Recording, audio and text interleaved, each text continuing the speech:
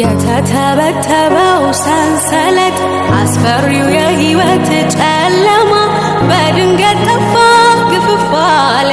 ከሰማይ አንድ ድምፅ ሰማ ሲተማመንብኝ ሲመካ ሲላትወጣም ፍጹም ከእጆቼ የጌታዬ ፍቅር ማረከኝ።